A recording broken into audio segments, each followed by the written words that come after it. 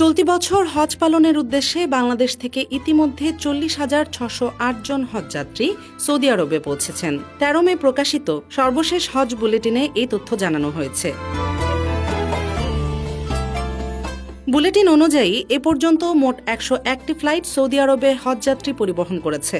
এর মধ্যে বিমান বাংলাদেশ এয়ারলাইন্সের 51টি ফ্লাইটে 20,514 জন, সৌদি এয়ারলাইন্সের 34টি ফ্লাইটে 13,336 জন এবং ফ্লাইনাস এয়ারলাইন্সের 16টি ফ্লাইটে 6,758 জন হজযাত্রী গমন করেছেন। হজযাত্রীদের মধ্যে সরকারি ব্যবস্থাপনায় গেছেন 4,583 জন এবং বাকি 36,025 জন গেছেন বেসরকারি ব্যবস্থাপনায়। চলতি বছর হজ পালন করতে গিয়ে এখন পর্যন্ত 6 জন হজযাত্রীর মৃত্যুর খবর পাওয়া গেছে, যাদের মধ্যে 5 জন পুরুষ ও 1 জন নারী।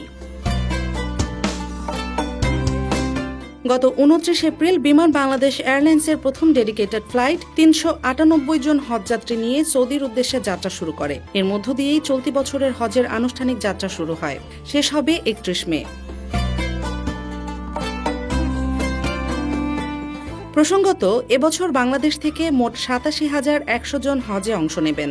এর মধ্যে 5,200 জন যাবেন সরকারি ব্যবস্থাপনায় এবং 81,900 জন যাবেন বেসরকারি ব্যবস্থাপনায়। চাঁদ দেখা সাপেক্ষে আগামী 5 জুন হজ অনুষ্ঠিত হতে পারে। হজের আনুষ্ঠানিকতা শেষে ফিরতি ফ্লাইট শুরু হবে 10 জুন থেকে এবং চলবে 10 জুলাই পর্যন্ত।